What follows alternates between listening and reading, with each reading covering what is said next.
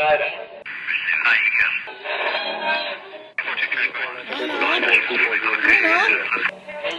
is that you?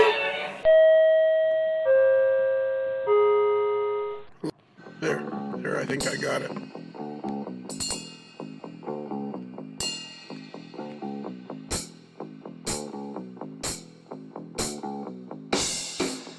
Dave? Lionel. Can you tell me, check. Check. 1, 2, 3. 1, 2, 3, 4. There's words you say. There's words. I think Brad always knows that they say goofy words into the microphone. Syllabus or something. I don't know what it is. Oh, yeah. I mean, having been a musician, it's always check and then the sundry numbers. And, because the check, you get some feedback sometimes on the hard sounds. I'm thinking, Brad's a teacher, so he probably has stuff that works for him too. Does he announce at those football games he's talking about all the time? No, I don't think so. I think he's just the timekeeper.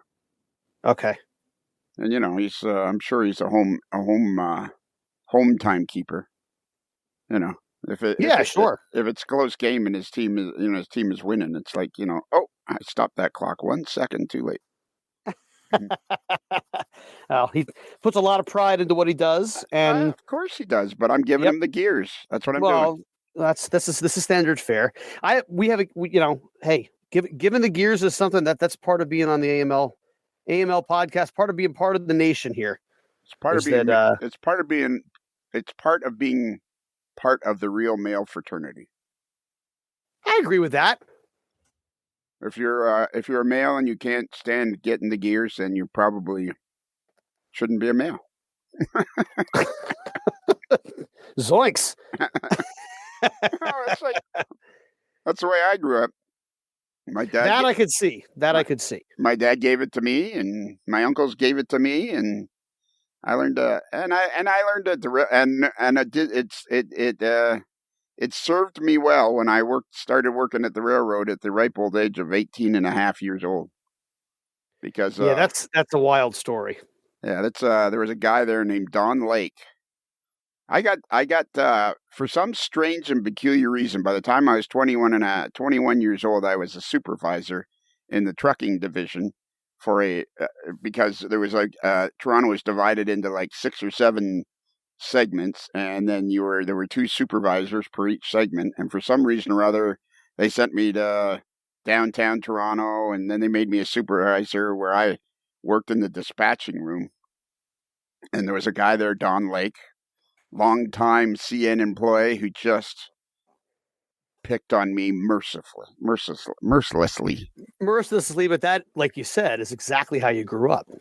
Yeah. So to some degree you were prepared. That's one of the reasons I think you and I get along as well as we do, is that I grew up with a dad who was a lot like that. And he gave me the gears in his way and was rather straight and narrow. And as a result, talking to you has been very natural the whole time because I'm used to getting the gears. Well, that's half the fun. I think it's fun.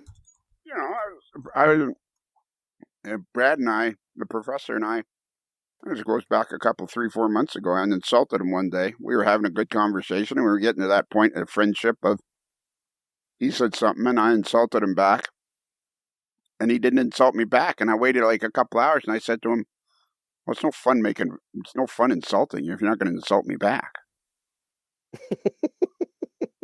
And little did I know that he was kind of better at it than I am. So away you go. And away we went. I don't understand in today's world. I'm an old guy now, and I see my dad in me more and more and more. As because you remember your dad in the later years. I remember my dad when I was 6 and 7, but I didn't realize he was 40 and still a young man at that point. He was my dad. And then as, the years go by and I get to be 35 and 40 and he's 70, 75, in his mid 70s, that's what I remember the most.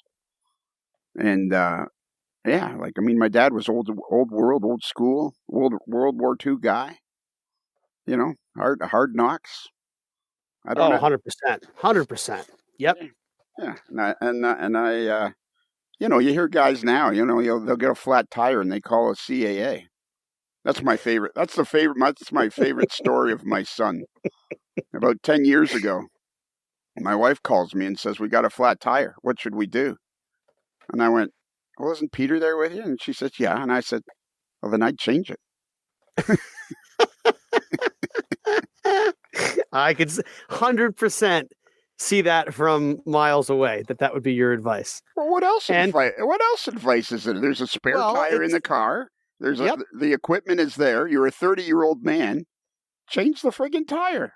There's an element of helplessness, I think, today that is, I think it's a little concerning. And I think we see it. I can only say that because, hey, I would be one of those people if it wasn't for my dad and you, and then a couple important mentors for me as I started my career out, learning how to fend for yourself a little bit. There's, it's not reasonable to expect someone to come bail you out when you're in trouble every time. That's a fictional situation. And I think there's a lot to be said for the fact that you don't necessarily learn that in life any other way. Like somebody's got to mentor you with that. And it sounds to me like you had some family and some extended family that did that for you, that performed that favor. Yeah, like I say, I had me and my 3 uncles, and I was the only boy. There was only one other kid amongst they just didn't have kids.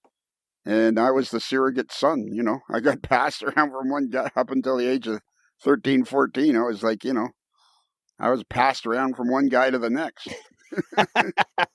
I think one of the neat things about our hobby is how many different stories we have about how we grew up, or, where we came from, or the things that we hold near and dear. And yet, and you've always said this, you could sit down next to somebody on a plane, have a completely different walk of life, a PhD, next to a guy that lays pavers for a living, next to a guy that dropped out of high school and was a farmer, or next to a guy who has a PhD and is a farmer. None of it matters. Republican, Democrat, black, white, male, female. If you find out the person loves trains, and all of a sudden you've got a new lifelong friend. Exactly. That's what gets to me is it's not only do they become your friend, they become lifelong close friends. That's the real selling feature to me, is that they become friends for life that you feel like you could call up and, you're passing through, Split Lip, Minnesota, and your car breaks down, and you know that Joe Blow lives, 30 miles away. You could call him up and say, can you give me a ride? And you wouldn't hesitate to do it. Yeah, there's so much to be said for that. That's especially in a world like today, where, we're learning more and more about the struggles that other people go through. And that opportunity is huge. I love it. I see what you did where you segued there about the friendship thing. You're wanting to get our guest in here. This is going to be a good show. I'm excited. I'm very pleased to have been invited. This is a guest. I'll tell you, the first time I met this guy, I was so excited. This was a name I had known ahead of time in the early days of the model railroad internet and the railroad internet in general. This was a guy that when I learned who it was, I was like, oh, like I'd seen his work online. It was somebody who I'd already admired. And the story is incredible. It's a wild story. So I'm thrilled that we're going to be doing this together tonight, and I appreciate the invitation. Well, I actually I have a sore spot with this guy, because the last time I was staying at his station inn, the proprietor of the station inn, Alex Lang, last time I was there, he was selling his drone because he got a new drone, and I was about to ask him how much he wanted for it, and I didn't. And then a couple hours later, I see him out on the porch showing somebody how to use it, and I'm like, "Did you buy it?" And he goes, "Yeah." How much? $100. I'm like, well, if I'd known that, I could have bought it. It could have been something I wouldn't have used. All right, Alex, come on into the studio. Good evening. Good evening. Good evening. Boy, you came in so quietly. We didn't even hear you walk through the door. How are you guys doing? Well tonight? played. Doing well. How are you? I'm all right. So, Alex, you and Dave have known each other for quite some time, have you not? I think it's about 20 years now. Yeah, that's another part of what's remarkable, right? That almost exactly 20 years, right? I mean, I think if our calculations are correct. Yeah, I think that's true, Dave. Just over 20. Old Timers Weekend, 2004. Yep. So, Old Timers Weekend in the Station Inn in Cresson, Pennsylvania. That is correct. So the reason we have you on here, Alex, is several reasons. One, I wanted to have you on for a while. And two, that you're the proprietor of the Station Inn. And three, you for a while, you worked for a short line railroad, didn't you? I still do. Oh, well, there you go. See, that's an excellent reason. And then so you guys met at the Station Inn? Yes. And what was that? Old Timers Weekend, what was that? All right. So Tom Davis was the gent who founded the Station Inn in 1993. And so Dave and I had each been going there since about 1994, but had only heard of each other, hadn't met. And of course, Dave was the other Conrail guy out there that I knew of. And so, we'd hear of each other, and there was a little bit of like, well, who's this Dave Abeles guy? What's with this Wang guy? Is he Chinese? Yeah. I for many years, I was like, man, I go rail fanning all the time. I get to Allentown when I can. I just have my driver's license, but I haven't seen anybody Asian out there. Alex Lang, right? That's honestly, and it was when we got introduced, I think we both kind of stared at each other. We were in the recently reopened bar, right? It was in the Yard Office Saloon, the basement of the Station Inn. That's right. And Sandy was tending bar, and I don't remember. I think you were in there, and I wandered in later somehow, Alex. And she's like, "David, finally, you got to come down here and meet Alex." And the rest is history, as they say. The rest is history. That was a great year. And have you guys kind of had that friendship all along, like we and Dave were talking about earlier? Instantly. Dave and I probably didn't go to bed till 3 a.m. that first night, just talking. It's been like that instantly and ever since. Left and right. And it's one of many ways I think the Station Inn has affected relationships. It's Alex and I, but there's a bunch of other people that have met for the first time at the Station Inn. And like you were saying, Lionel, these quickly become lifelong relationships. But to meet Alex, ironically, at the inn that he now owns, right? I mean, you can't make this stuff up. It's just, this is one of the cool things about being in your middle age. Is stuff starts to happen it seems like it might be coincidental, but then it's kind of not. So, Alex, are you primarily a rail fan, or are you primarily a model railroader, or are you neither? Like, how did you end up at the Station Inn? I like trains. Henry Posner once said, "I'm not a rail fan. I'm a student of the industry," and I kind of like that. I like all the things, right? So I'm less of a rail fan now than I was. I rail fan quite a bit in my 20s and 30s. I shifted into model railroading, or I should say back into model railroading more as a focus in my 40s.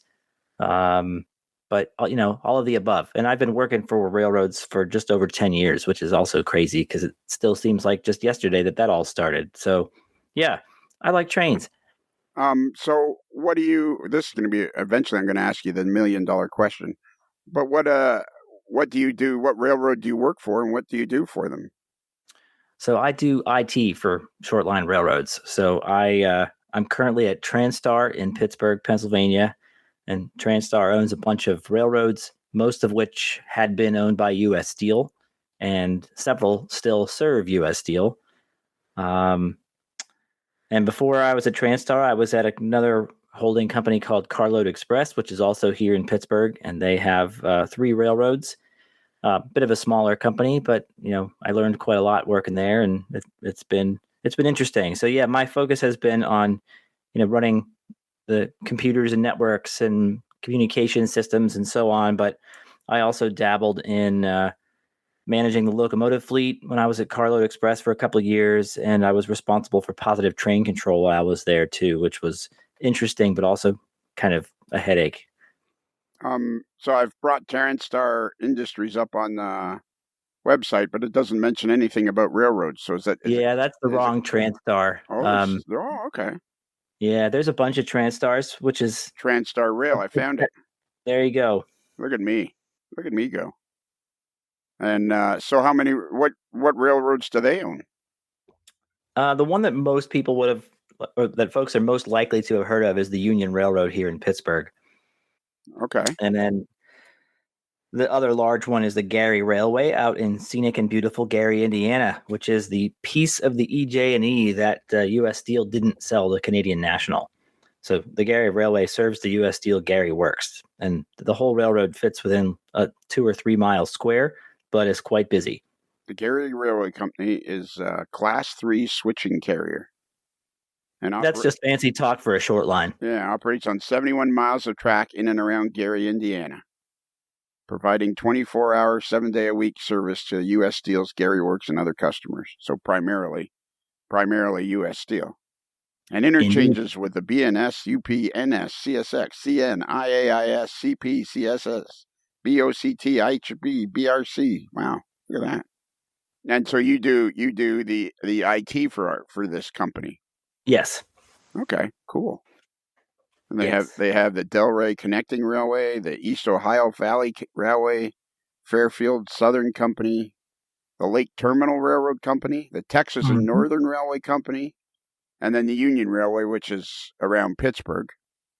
Yes. I was actually we just interviewed a guy not long ago that worked for the Steel, U.S. Steel Railroad right on the plant grounds. Yeah. Interesting. And he was he worked his way up to being a locomotive engineer for them. Cool. And now he's a signal maintainer for the Pittsburgh light rail company. Which used to be the Pittsburgh Port Authority, which I found to be like a little odd because Pittsburgh doesn't really have a large port. Well, yeah, we've talked a little bit about that, right? I mean, you look at Pittsburgh, and yeah, I mean, it's a confluence of these rivers. It's the Three River Stadium and the whole legacy of steelmaking along the Monongahela, Allegheny, but then the Ohio River, and the Ohio River is one of the biggest tributaries to the Mississippi. And I think at one point, and Alex, I know we've talked about it, and I think I talked about it on the podcast at one point too, how New Orleans, even today, is the biggest port, I think, by tonnage, not by volume, but by tonnage in the world. And because of the fact that you can have flat bottom shipping boats that come from New Orleans all the way to Pittsburgh on barges, the port of Pittsburgh actually still is a significant port by tonnage for coal and for gravel and steel. And they barge it down the river. Mosquito trains, your fast track tomorrow, railroading fun. I don't know that there's a lot happening in a formal sense. I honestly don't know a lot about the boating side of that, but there is still a lot of coal moving on barges and gravel and so on and so forth. But the Pittsburgh Port Authority has renamed itself Pittsburgh Regional Transit as of, I don't know, in the last year or something, which I think is a more logical name considering that it's mostly buses and that bit of light rail. Yeah, exactly. So I have a question for you that I want to ask you that really is completely out of order. Not out of order as in rude, out of order as in how we would Although I was curious, like where are we going with this? All right. What was the other company you worked for? I forget. Oh, Carload Express. Yeah, that was a way cooler company, wasn't it? I like their paint scheme better. Well, yeah, they had some really cool. They have some really cool railroads. Yes, they do indeed. The Allegheny Valley Railroad here in Pittsburgh, the Southwest Pennsylvania, which is about an hour east of Pittsburgh, and then the super cool Delmarva Central Railroad, which is, as you might guess, on the Delmarva Peninsula. They started up in 2016 while I was there. I was able to be a part of the team that started that up when Norfolk Southern spun that off. So yeah, pretty cool. I think it's fascinating how much railroading you've touched in a 10-year career. When you think about it, you're like even though you've only worked for 2 companies, technically, you're a total boomer. I like. It's like you're a modern boomer. I think it's awesome. I love hearing the stories. And one of the things I think has really been a lot of fun for me and for both of us, I think I could say, Alex, is being able to sort of trade management philosophies and challenges and use each other as a sounding board for some back and forth as it's come and gone, over the years. Yes. And you're right. I didn't think about it, but it's been 20 years since you and I first met. So when you first, at the time when we met, you were working at Carnegie Mellon, correct? Yep. And was that your first big IT job at Carnegie Mellon? How did you get from your college years up to Carnegie Mellon? Oh man. I know I just think it's one of these stories that I think listeners will really grasp because, like we were just talking about, there's no straight path for anybody in this hobby. And you and I loved trains as kids, but I think people would really appreciate hearing how you got from, growing up in Allentown, watching trains in Bethlehem, and how do you get from that to be a freaking CIO of these? Tell us a little bit. I think it's all right. Well, I'll try to be concise, which I'm sometimes able to do. So, yeah, as a kid in Allentown, I was one of the smart kids, but I didn't have any direction, and ended up going into college for music. But the college that I went to was more about being affordable than necessarily good. And part of it was because I was trying to follow a girl who went to that college. And so that didn't pan out. But the college turned out to be good. So I went to Lebanon Valley College for music, but I had a scholarship there. And halfway through, I realized that unless I was one of the very few lucky people, I was going to be poor for the rest of my life as a failing musician, and didn't have interest in that. And so, that would have been the mid to late 90s. Then this World Wide Web thing was starting out, and I had dabbled with some computer stuff over the years and got kind of good at building websites while I was in college, but it was already too late to change majors, and there was no major to change to because it was, the 90s. There wasn't a degree I could get to formally learn how to do computer stuff. So ultimately, once I graduated, it took me a while to get a job.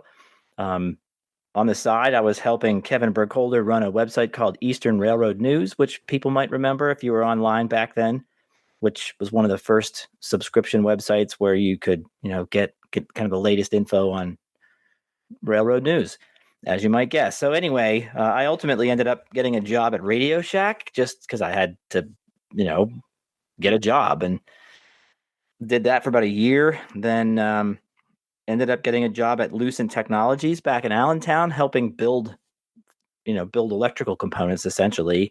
But through that, was able to kind of work my way into a new IT department, and I learned, I got more skills, developed my skills there, and then ended up moving to Pittsburgh with my first wife, and she was pregnant with our first, and I needed a job in Pittsburgh, and so I applied to a single newspaper clipping, and that was at Carnegie Mellon University. So anyway, I worked at Carnegie Mellon for 13 years doing IT stuff for the college and the university, and got my master's there while I was working.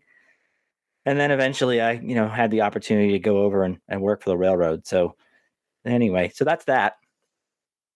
Kind of a winding path. I think it's remarkable, and it's one of those paths that you really can't make up ahead of time. It just sort of had to happen on its own. And I love the fact that you looked in the newspaper, saw a clipping for an IT job at Carnegie Mellon, landed it. You're one of the most persistent and resourceful people that I know of when it comes to employment and entrepreneurship. You're a person that sees an opportunity, has a vision, and goes.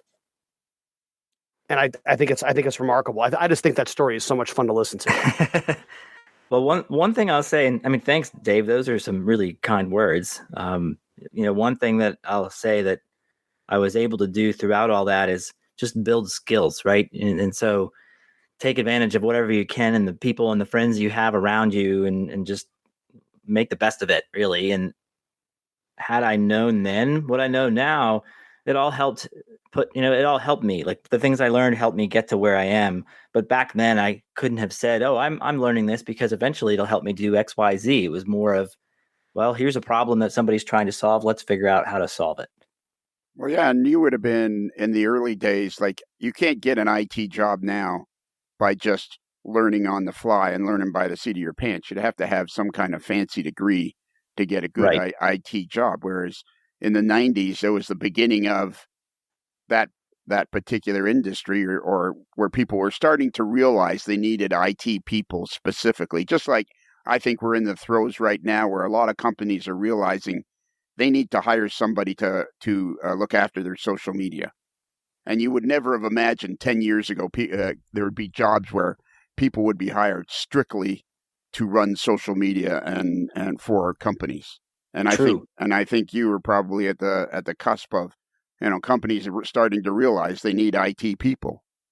Because the 90s was the beginning of, you got to have a computer, you got to blah, blah, blah, and stuff like that. Like my brother-in-law, he went to school for computer stuff back in the late 70s and early 80s and landed a job with AC Nielsen, the TV rating company, and worked for them for 30, 40 years as a computer guy. But he was like in the very, very early days of that. It was right. In the 90s that companies started to realize they specifically needed people for their IT, just like people are starting to realize that for social media. Like, I think that's a good analogy because, in the 70s and 80s, companies would have had computer programmers or what they used to call data processing. But IT is more about the system of systems, all the different pieces being put together. So in that sense, I'm more of a jack of all trades, master of none. I know a little bit about all these different things. But compared to those, the kind of folks that had that training back then, they would have been, computer science degrees and really knew like one programming language or two programming languages. Like, I don't know any programming languages. That's not what I do. Right, exactly. And now you work for railroads, which is really cool. It's a lot of fun. So here's my question. When Dave first told me about you, and he told me that you worked for Carload Express, that's when I first started thinking about, geez, we got to get Alex Lang on the podcast. So that's how long I've been thinking about it. Probably 5 years. But get out. Yeah. But there's so many people to talk to. It's kind of one of those things that floats around in your head and surfaces every once in a while and go, oh yeah, I got to get a hold of that Alex Lang guy and get him on here. Because there's like 40,000 other people to talk to at the same time. That's right. And but you've always been there. And then we got to share a room one. Then I got to know you from staying going to the Cresson Inn with Uncle Dave, and so it's gotten more and more obvious that I had to get you on. But here's my question. This is my question that and it'll probably lead to a bigger question actually. I see you with Carload Express and Transtar Rail that one of their services is rail car storage. And like when I first started investigating you and Carload Express, they had these giant yards, and one of their things was they do rail car storage. And then this is the first time I've ever looked at Transtar Rail, and one of their services is rail car storage. Like, is there that much of a demand for storing rail cars that the bigger railroads like here, take 50 of our cars and store them, would you? More than you'd think. And it's particularly common for class 3, short line railroads to do car storage, because I think the class 1 railroads, the larger railroads, their rail networks are pretty well fine-tuned, optimized to run the big mainline trains, right? Yes, they do own some branch lines and serve local industries and all of that, but more and more that work and those lower density lines are run by short line railroads. And so, there's a few different circumstances where you can see a demand for car storage. And so one is where you have changes in market for specialized rail car types. So, when there was the economic recession in 2008, I believe it was, and intermodal traffic crashed. And so you saw a lot of intermodal cars stored pretty much any place that you can find them. And so, if you think about it, when the market's humming at a certain level, it takes so many rail cars to keep all that traffic moving. But if the market drops 20%, you've now got maybe 20% or more extra rail cars that aren't needed. They need to go somewhere. And so,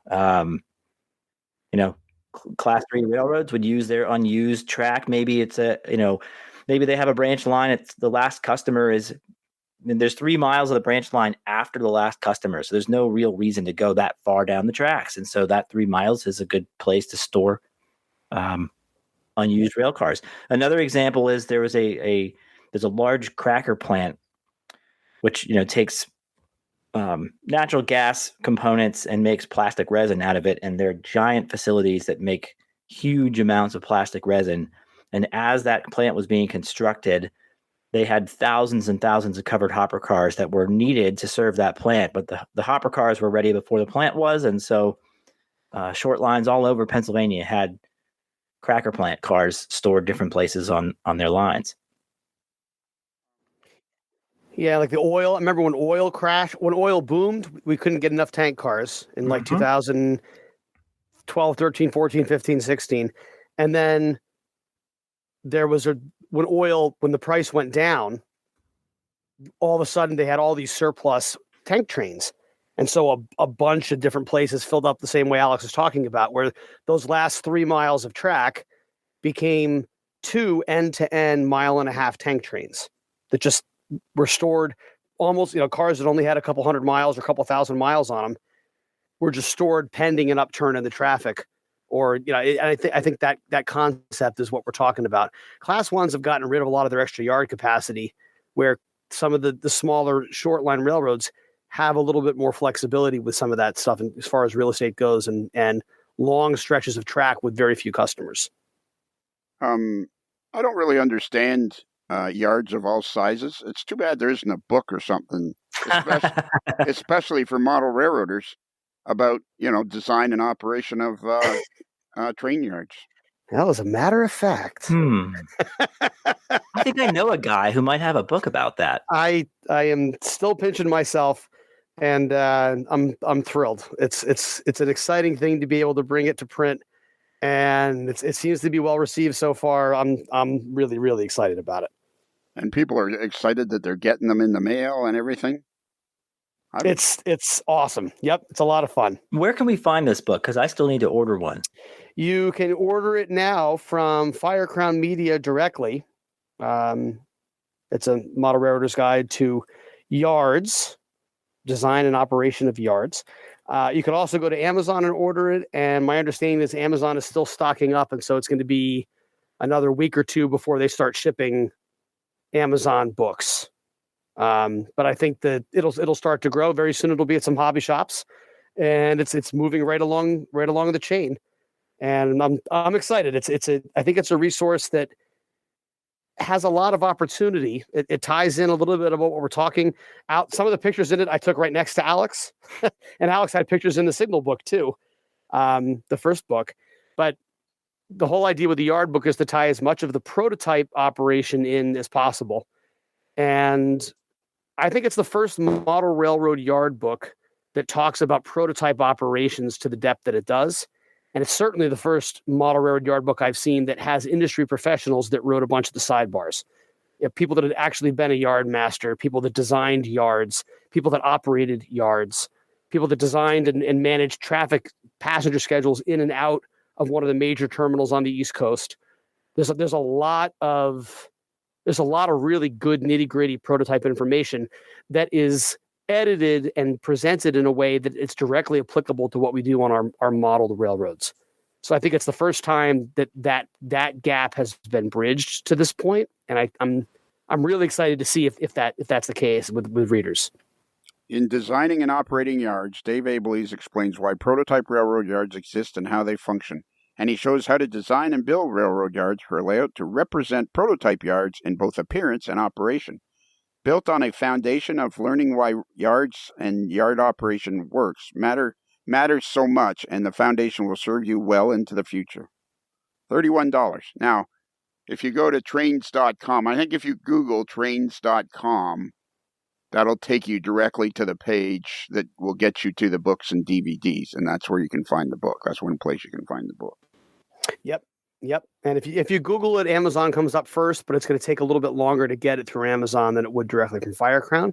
Right. If price consideration is your point, then Amazon's probably going to be a couple dollars cheaper than the Firecrown purchase price. But the book is the same, and we're very excited to hear what people think about it as we go forward. Dave, is there a chapter about modeling railcar storage yards? There is a chapter that includes staging yards, but not storage yards. Well, I think a model railroad of car storage is rather a static diorama, not very exciting. I agree. Good point. I can't believe I'm even talking. I cannot believe that you were selling that drone for $100 and I didn't ask you how much it was. I'm You didn't ask. I go back out onto the porch a couple hours later, and there you're explaining it to a guy, and I'm like, "Oh, you bought it? Yeah. How much did he sell it to you for? $100." I'm like, slap my forehead and move on. Oh man! But that's what the station in, and it's, Lionel, you've experienced it now with, the crowd that we go out with every summer, and as Alex will describe, I think there's different groups that come and go. We met as Old Timers Weekend, which is another one of these groups, and so on and so forth. But the Station Inn it is the hub for people that enjoy prototype railroading to cross paths. It's almost like the Venice of Eastern train watching. Like every road goes through the Station Inn. Like it's a rite of passage. You have to go see this place. You have to stay there. If you have the means to get there, give the inn a call and find a way to get out there, because it will blow your mind. It is one of the coolest train watching spots, and you're right in the middle of all these other things to do. It's just a great experience. You always meet interesting people. Maybe somebody will sell you a drone.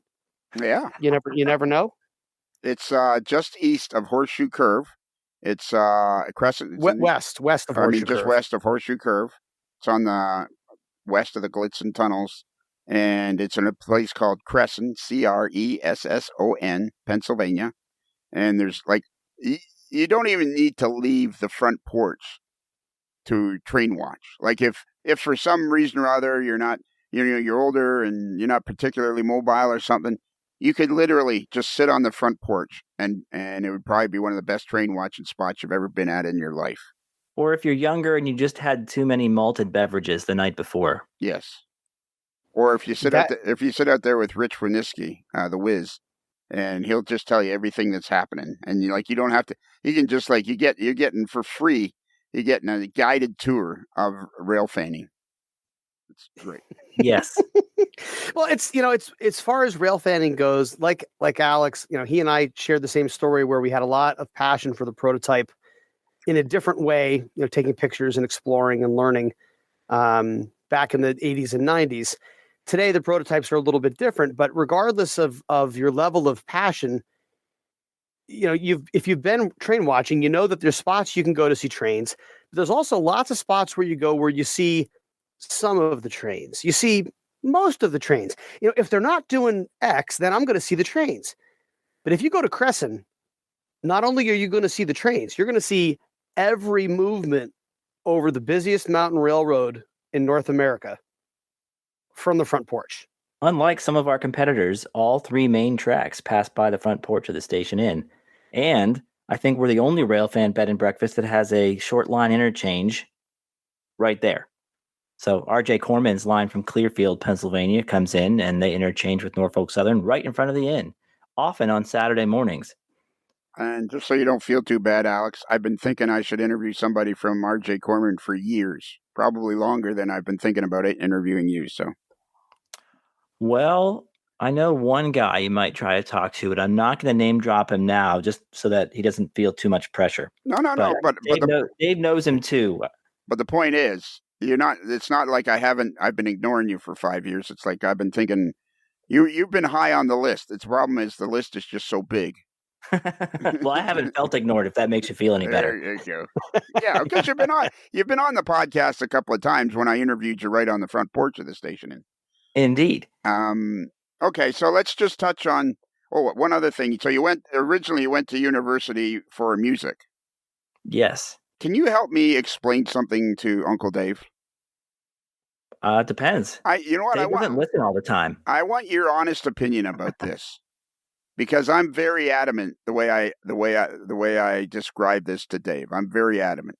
I mean, people think that I give Dave a hard time, and I do because I enjoy it. But in case there is any doubt, everyone in the audience, you aren't loved by Lionel unless he's busting your chops and making fun of you. It's okay. I work for guys like that. I get it. It's the railroad. Yeah, and so anyways, over the years, Dave and I have talked about his interest in music, and him and his brother were in a group, Strange River, I believe it was called. And he has videos on his Patreon channel that we end with actually a song that I kind of enjoy. And however, he does occasionally he'll tell me he plays the bongos or something. Yes. You know the guy that can't play an instrument and he does the tambourine? Well, it's the same thing with the bongos. So what's the question then? I'm getting there. Bongos an instrument? I'm getting there. I'm getting there. Okay. And occasionally, with one of his friends, him and his friend who plays a guitar, will occasionally they'll play at they used to play at a small restaurant or something. They would tell me it was a band. And I have very politely explained to Dave that the bongos and a guitar are not a band, they're a subway stop. Well, in the rule book, a train is a train, even if it's just locomotives. True. I think this is sort of the same. Yeah, it's more like a subway. I think it's more like a subway. But plenty of times I enjoy riding the subway in Toronto, and there's lots of times you'll see a guy there or two guys, and it's like they're at a subway stop. Anyways, that's if Dave played a more legitimate instrument, would that change your answer? Possibly, yeah, because I mean, ZZ Top was only three guys, two guitars and a set of drums. Yeah, but three guys is different than two. If it's Dave playing a trumpet with his buddy on guitar, is that a band or a duo? I actually think that you need three people to constitute a band. Yeah, I agree, but I don't think I've ever played any place with just two people either. It's always been three or four. Three was Strange River a good chunk of the time. And then we had four towards the end when Tim joined with bass. I think rock and roll and folk music is much better when you include a bass. Yes. Guitar and percussion, or two guitars and percussion is fine, but the bass adds a whole nother dimension to it. That dimension would be the bass. This particular podcast right now, we're probably in the middle of November when it's being aired.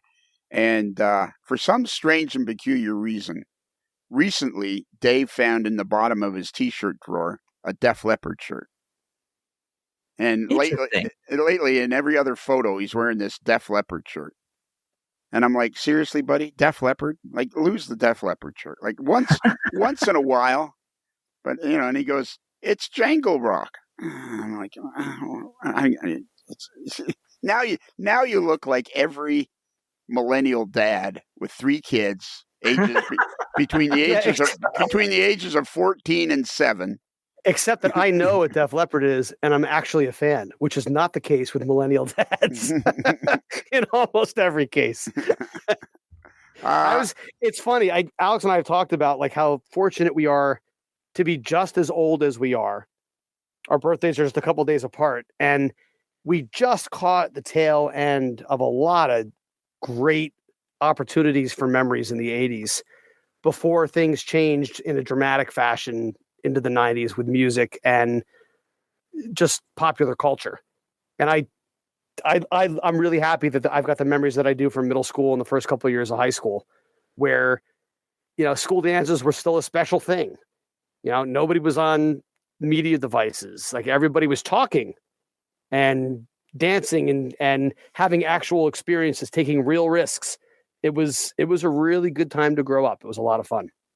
Our class president, our student body president in my grade 12 year, was his claim to fame that he could do a great Elvis Presley impersonation. This would have been in 1960 or 1971, 71, 72. And that's how he got elected class president, was because he could do a great Elvis Presley. I think that's a better reason than most. Yeah. And he promised that at every thing that the thing, reunion or whatever, right? Yeah, everything we did, everything in the gymnasium and everything he'd always do his Elvis Presley impersonation. You talk about a great time to grow up, and then we're going to get serious about talking about the Station Inn. But recently, I've started to realize I don't particularly enjoy being old, although I'm glad I made it. But I can remember, I've been saying to people, I can remember, I have a very vague remembrance of not having a TV and going to my Aunt Margaret's house to watch Saturday night fights. So I've gone from not having a TV to this frenzied media life that we live in now, and being able to do a podcast that I guarantee you people in all 3 continents will listen to this. And, it's just spectacular. The difference we've made in the last 65, 70 years is spectacular. I think it's incredible to think about that. And if you add in the 60 years before that, you go from not having pavement, most places, even in the Western world, had no electricity. There was no combustion engines. There was no cars. There was very limited rubber. It was a steam engine world in 1900. And here we are 124 years later. The change is exponential. It's actually kind of unfathomable how far it's changed. And this is the last thing I'll say, and then we'll get back to Alex. But that's kind of the beauty of this. That's kind of the charm of this podcast, Alex, is it's all over the place and it's occasionally interesting. One of the realizations I had several years ago was that in 1960, when I would have been 6 or 7 years old, my dad and my uncles, who I speak of constantly, who I love dearly, and was the surrogate, they had only been out of World War II for 15 years. So think about 15 years ago was the year 2010, and it seems like yesterday, which I never really realized, but they had gone through that experience and lived through it, and they were just very barely removed from it, which has led to why they were the way they were. I'm sure. Yeah, which is completely off topic. But other than we're talking about time and space and things that have changed so dramatically. So just tell us briefly about your model railroading. Are you an active model railroader now, or are you an armchair guy? Whereabouts do you fit in on that? Maybe we could call it tantric model railroader. And what I mean by that is I make a little bit of progress in 5-minute spurts once a month, something like that. I'm exaggerating slightly, but yeah, I don't spend a whole lot of time on the hobby because this little side project of the bed and breakfast takes up most of that time these days. But like Dave, I am modeling 1994 Conrail. But my model railroad is based in the Allentown and Bethlehem area where I grew up. And it's a triple deck, triple level layout where I've got track is in and CTC is mostly in on the lowest level, which is staging, and then the middle level, which is the east end of Allentown Yard going out towards Bethlehem. And so I can run trains and dispatch it.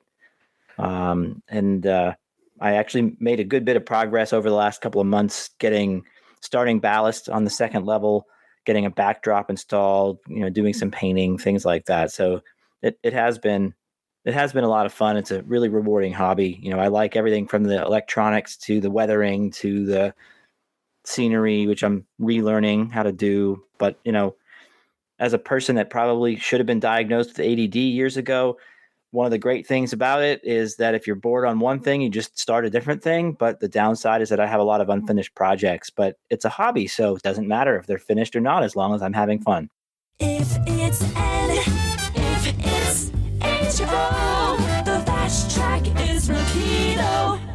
And recently, our very own Uncle Dave, on one of his fireside chats that are very popular here on the old AML network, said something that I think is extremely profound about the hobby and fits right in with where you are in the hobby right now.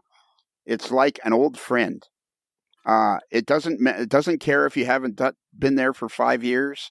It doesn't care if you want to change scales. It doesn't care if you want to stop working on track and do something else. It doesn't care if you want to work on it every day for 5 hours a day for a month. It's always there. It never refuses to be part of your life. Amen. Well said. Yeah. Thank you. But it's a gift. And Alex, a lot of what you've done, I mean, you inspired me with your photography and especially your online presence. Alex as I is extrovert brothers from different mothers.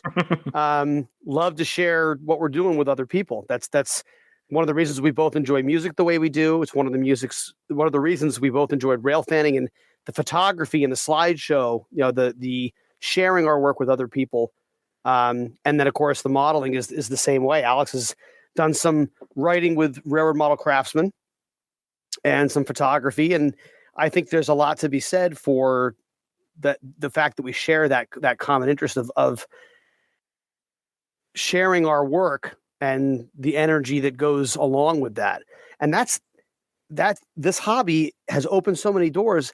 I was largely out of the model railroading part. I built some cars now and again. I was kind of where Alex is now after college. And I was living with some guys in Westfield, New Jersey in a house. We rented a house together. So I had no layout. And I would build a car here or there, but that was right when the first Old Timers weekend happened. And so after a couple Old Timers weekends and Alex and I finally were able to connect, and Alex was selling some of his model railroad equipment to buy his first digital camera. That's right. So, and I go down there, I was living in a $425 room in this house with some college buddies, drinking cheap beer and, eating, just doing the bachelor thing. But I was working at the railroad full time. So I had all kinds of money as far as I was concerned. Like I was doing great. So I don't know, I probably bought 20 cars, maybe even more than that for you, Al, when you were. Yeah. You bought a bunch of stuff. Yep. And it rekindled. Because Alex he had an airbrush as a teenager. I never did. And his cars had that sheen that you get from airbrushing, that beautiful layer of atomized grit that to me is just compelling when you see a model that's well weathered. And it got me reinvigorated with doing some more models. So our paths have crossed a bunch of times like that. And I feel really fortunate because I think it's come at the right times for me. Well, I have to agree, and I'll say on the flip side that I had gotten completely out of model railroading in about 2004. I had one little kid and a baby on the way and wanted to get a digital SLR, and so the only way to come up with the money back then was to sell off what was left of my model railroad stuff, and no regrets about that because the digital photography was a fun journey into the early 2000s. But then eventually had a divorce, met now she's not my new wife. She's been my wife for quite a while, but second wife came along and we had kids. And somewhere in there, I got to see the Onondaga cutoff for the first time. And actually that was right around when so my third child was born. And I saw Dave's layout and said, oh, wow, holy crap. Like, this is awesome. And I think by then I had maybe a little ring of Cato unit track with one little train to go around the Christmas tree, and that was it. And when Allison was born, that was it. We had just bought a house, we had just moved in, I had a basement, and off I went, and pretty much shifted my hobby railroad energy into model railroading for the last 10, 12 years. And so that's, a lot of that is not only Dave's inspiration, like seeing the Conrail stuff on his main line, like, oh, I could do this too. And it wouldn't be the same, but this would be so fun. And well, it has been so fun. And, of course, Dave and I talk pretty regularly, and I've helped Dave out with the computer and electronics aspects of his layout, and he's helped me with some of the stuff that I either haven't gotten into or haven't done in years, like, for example, the ballasting that I'm just recently getting into. And so it's been a really fun friendship and a fun back and forth, very rewarding. It's crazy that it's been 20 years now. It is a wild trip, and it all comes back to Tom Davis and the Station Inn. Yes. And I love what you're building. This new generation of the Station Inn is just very exciting. Yeah, I want to spend the rest of the show talking about that, but I have one last question. You said, Dave, that that Alex has an online presence? Oh yeah. Where's that? Well, it's not at alexlang.com. It's kind of like Modeler's Life and A Modeler's Life. That's right. It is. Because it's j.alexlang. j.alexlang. And it's like a web page or something? Well, he mentioned Eastern Rail News from the late 90s. So one of his buddies that he met through the college circuits, fellow photographer, and somebody we all admired his photography especially in the late 90s, early 2000s. So Alex's name was synonymous with Eastern Rail News, and his pictures showed up all over the place. They were always in Rail Pace magazine. They showed up, some of the early websites, and that was the online presence. I was so excited to see, I had no idea how to take a digital picture at that time. I had no concept of how to post it online. Alex has helped demystify computers and model railroading to me in a lot of different ways. I didn't grow up with a very tech-savvy family, and Alex did it himself, and so that's been a natural way for me to learn a little bit more about how it all works. But yeah, jalexlang.com is that's your personal website, right, Al? Yes, that's right. And then, of course, stationinpa.com is the Station Inn's website, and Alex has designed that one as well. Wow, jalexlang.com. That's wow, this is pretty impressive. Holy man. It's pretty hot, right? Yeah, it's a good-looking site. Wow. All right, so we'll put both URLs on the cover picture on the website so people can find it, and on the actual. Wow, this is cool. There's too much to talk to you about, Alex. You're too interesting. Oh well.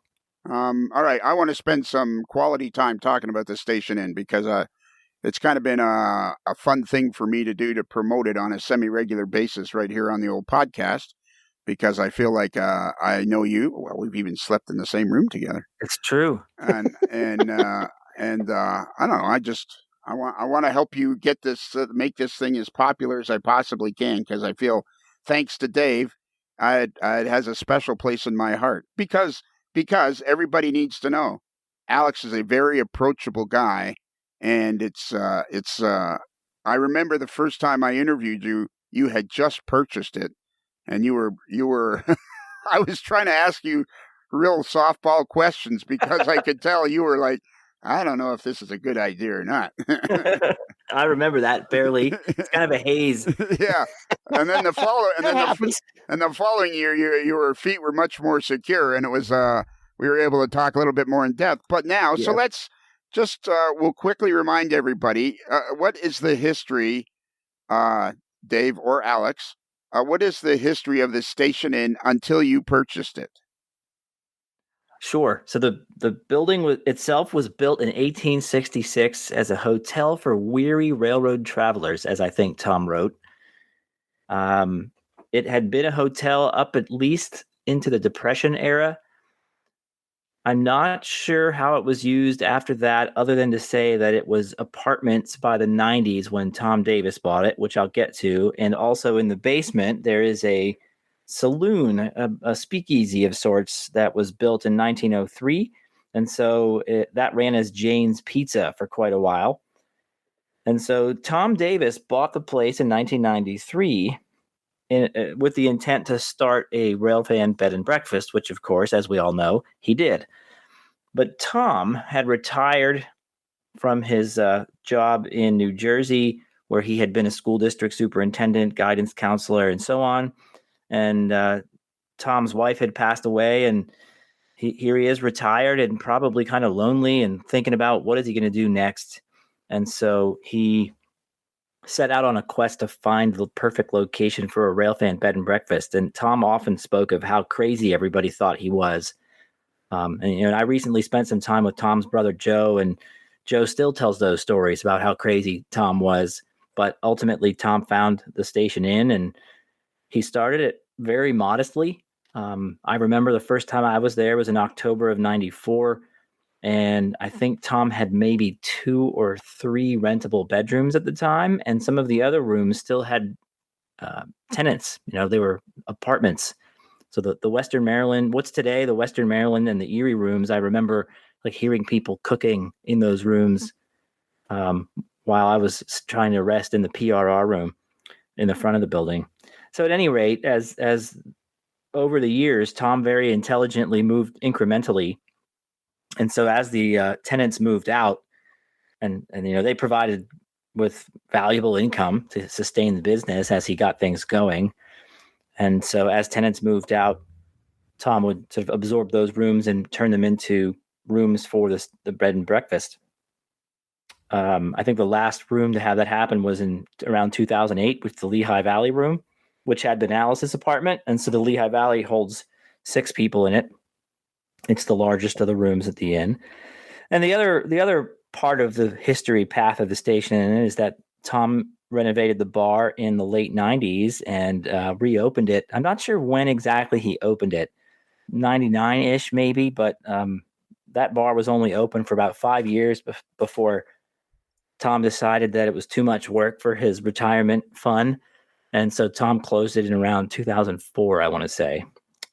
So Tom focused on the bed and breakfast. I think it reached a peak in around 2010, 2014, in that early, that time frame. And then Tom suffered a stroke in 2017, and his health gradually declined. Sometimes it would seem bad, and then he would pick up, and then he'd be a bit better for a while, and that cycle just sort of continued. And then, Tom ultimately passed in 2021, October of 2021. Now, was Tom? Right. Do you know if Tom was a rail fan? Like what extent to his he was a rail fan before he bought the inn? So Tom was definitely a rail fan in some sense. I do know that he did sometimes indulge in photography, but not to the probably more serious level that Dave or I both did. Tom had worked for the New Haven and the Western Maryland at various points in his early career. And so Tom had been a railroader. And I know that Tom was a very active volunteer on the Black River and Western Railroad in New Jersey. I want to say at least from the 70s until the time that he moved west to Cresson. And so Tom had a lot of really beloved friends on the Black River and Western, and some of those guys still come out to the inn regularly to kind of enjoy those memories. So I'd say Tom was definitely a student of the industry, leaned maybe a little bit more toward the railroader side of it than the typical rail fan. Okay. All right. I mean, that's kind of cool when you think about the history of this place. And because directly across the street from the porch is a tunnel that goes under all the tracks. I think there's like 4 or 5 tracks directly in front of there's 3 main tracks that the Norfolk and Southern use, and then there's a couple of other tracks that are used for interchange with R.J. Corman and what have you. And so there's a tunnel that was originally built by the Pennsylvania Railroad that goes directly under the tracks to get you to the other side. That is correct. The place is steeped in history. And then when you really add in the story of how you guys met and the story of how you guys started to use it and the story of how Tom Davis originally purchased it and for the reason he purchased it, I mean, it just adds to the overall charm of the place. I mean, I'm definitely biased, but I think it's a really special place. Yeah. It's not just a bed and breakfast that happens to be beside the tracks. It's a bed and breakfast that was built in the mid 1800s by the PRR. With the tunnel goes under the tracks. It just kind of reinforces the fact that they were serious about what they did. And now, then you guys met through that because, as Dave has explained many times before on the podcast, he saw an ad in Rail Pace magazine. And at that time, his mother was ill, and he kind of said to his parents, "Hey, can I go there?" And they kind of went, "Yeah," and weren't 100% sure that they even knew what they were saying "yeah" to at the time. Right. And which is kind of the magic. And then you guys met in 2004. And then, okay, so then, as time marches on, Tom passes away. And then what was the impetus for you to purchase it? Because now you have told me in other stories, and maybe when we were doing an interview or something, that you and your wife spent a lot of time with Tom. You'd even have him back to your home and stuff. That's right. So my wife likes to tell this story, which I'll happily quote her on, is that when she and I first started dating, she'll say that a normal guy would take you to, invite the new girl to meet his parents.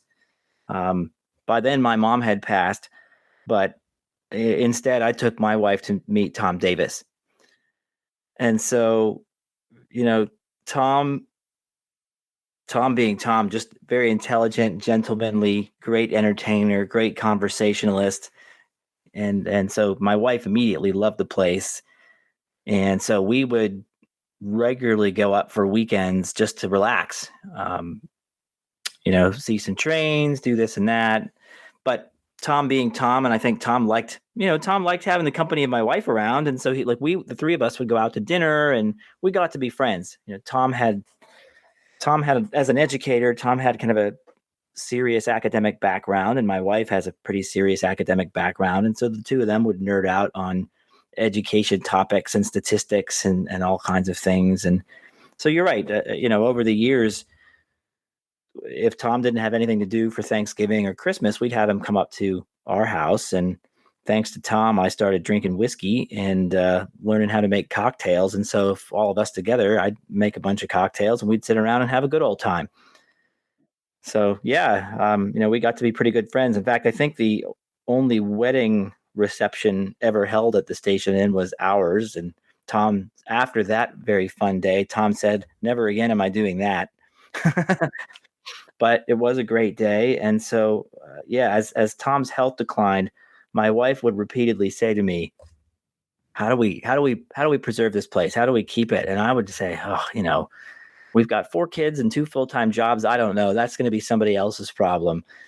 and over the years, my wife would keep pressing on this topic. And so ultimately, we put our heads together and we weren't even sure how to bring it up to Tom, out of respect for Tom and the fact that we knew that there were lots of, let's face it, there was already vultures circling as Tom was in his later years, and we didn't want to be vultures, and we didn't want to be seen as vultures. And so we wrote Tom a letter that just basically said, "Hey, look, if you're thinking about this, we're thinking about this. And if you want to have a chat, let's, but, and so, the last time we saw Tom, all he said was that the letter made him happy.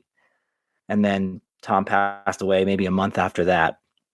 And without Tom's brother, go ahead. I was just going to say, and without giving any details that you don't want revealed, Dave, somehow you got involved in this whole process of Alex ending up with the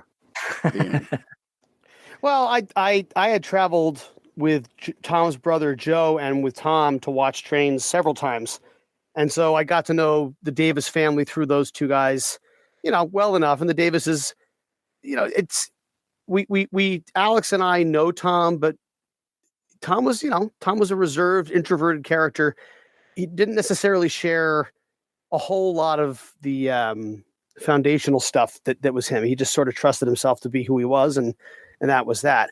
So I think both Alex and I knew Tom as well as almost anybody besides the people he grew up with, and maybe some of the Black River and Western volunteers that Alex spoke of before. But when things, when I was traveling with Tom and his brother and I got, we close enough that we would trade Christmas cards, and every once in a while email each other. He's a model railroader too, Joe Davis, and so he'll reach out periodically for questions with advice or what have you, and we go back and forth. So when Tom passed, Joe was the executor of the estate. And Joe reached out to me to say, "Hey, we're thinking about what to do with the inn. Do you know anybody that would be interested?" And I said, "As a matter of fact, I do." I said, I wish I could be part of the bidding war or go into it with Alex, but we have young kids. I live 250 miles away. It's just, there's only so many things you can do. I'm already too busy with things going on. And it meant a lot to me that there were people willing to step up, especially Alex and Leah, because I trust them so much with something that's so important to me. I mean, the Station Inn is as we talked about after Tom Davis passed, like Station Inn was it's one of the only things in my life that's been consistent since before my mom and dad and sister passed away. Like I started to go to the station inn when I still had 5 people in my immediate family. And that's how much, I mean, so that's a huge deal for that kind of change to happen, and to have some place that I could go every summer or old timers weekend or whatever, go out there for a weekend now and again and just have it be the same was very comforting.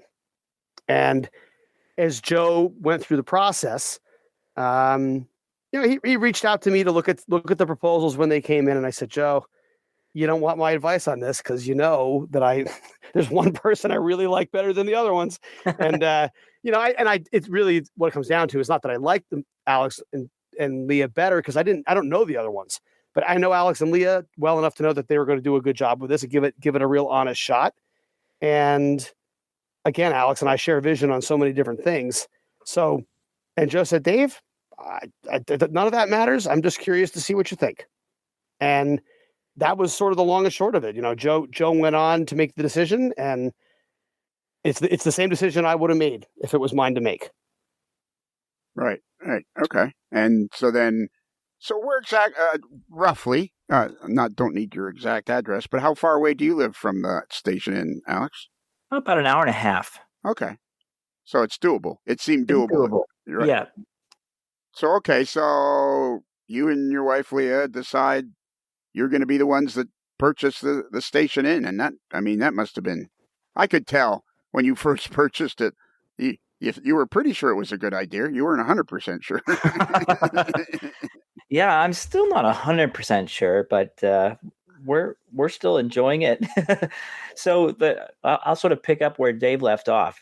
So Tom and Joe were always close, the two brothers, and spoke on the phone regularly. And unbeknownst to me, Joe had read the same letter. Joe knew that Leah and I had expressed interest, and Joe was pretty skeptical for all the reasons that somebody should have been skeptical. Wait a second, you guys live, an hour and a half away. You've got kids, you've got demanding jobs. Neither of you is going to move to Cresson and live there and run the place just the way Tom did. And of course, most of the people who were expressing interest weren't also, Tom had retirement income. So his primary income wasn't from the bed and breakfast. And that showed, right? Tom didn't always make the same kinds of decisions that somebody else would make because he didn't have to make those decisions. And so, Joe explained that for a lot of reasons, including estate management, that the estate was essentially putting out a request for proposals. And both my wife and I had done that kind of work before, and we had been working with a SCORE consultant. SCORE is an organization that helps small businesses get started, and I'm name dropping them now because they were very instrumental in helping us figure out where to start. And so we put together a pitch deck and a marketing plan and a financial pro forma, and put all that together as part of what Joe was looking for. And so, I guess maybe to put it another way, that while I agree with Dave, I think we should have gotten the place. We didn't just get the place. We kind of had to earn it or show it or fight for it or however you want to put that. And even then, I think part of the reason that the family chose us was because of the fact that we would keep it in as close to the Tom Davis spirit as we possibly could. But it is also a business, and it doesn't really make us any money yet. I'm hoping that it does at some point, but it's not losing too much money. So, I'm going to take this moment to thank you, Lionel, for all the support that you have shown us, because it has definitely sent some business our way. And that has all been very positive and productive and appreciated. It's the official inn of the AML network. We have one in Hawaii, but the two of you aren't competing against each other. So a little bit of a different venue. They don't have as many. They don't have as many mainline tracks in front of their. No, and the cheesesteaks up the street aren't as good. There you go. And make sure Dave doesn't buy the wings one night, because one night I went and buy wings and he just went berserk because of the cost of the wings. So you got to be careful with that. But okay, so we need to, I understand. Alex, you seem to me to be how can I put this without being rude? When being rude is You can be rude. No, I'm not. I don't want to be rude. I want to compliment you, but I want it to sound like a compliment. But I see Dave as very a little bit more loosey goosey. I mean, when Dave is working and he's working at his job at NJ Transit, and he's making decisions, he's very much Dave at business. But I see you as being a little bit more calculated. Maybe that's a good word. A little bit more calculated in your decisions about something like this. I can see Dave doing this, purchasing the inn because he just loved it, and he'd figure out how to make money on it afterwards. Whereas I see you being a little bit more calculated, a little bit more. But you had such a great history with Tom, befriending him and all that. I can see where the love, like both you guys have the same amount of love for this place, which is spectacular. Like it was only just in September that my friend Brad Williamson and his buddies, they filled up the inn for the Altoona train show. The N-Scale weekend. Yeah, exactly. And here's me thinking N-Scale was dead. Todd Treaster would say otherwise. Todd Treaster. Well, and there's a whole nother podcast I got to do because Todd, it turns out, was running helper engines right past the inn. Oh, before. I know. Oh, for years. What a great guy. Yeah, he would always give us a show. What a character. What a genuinely good guy. Yeah, we got to get you and Dave and or get Todd and Dave and you guys together to talk about running helpers past. That'd be a hoot. It would be a great story.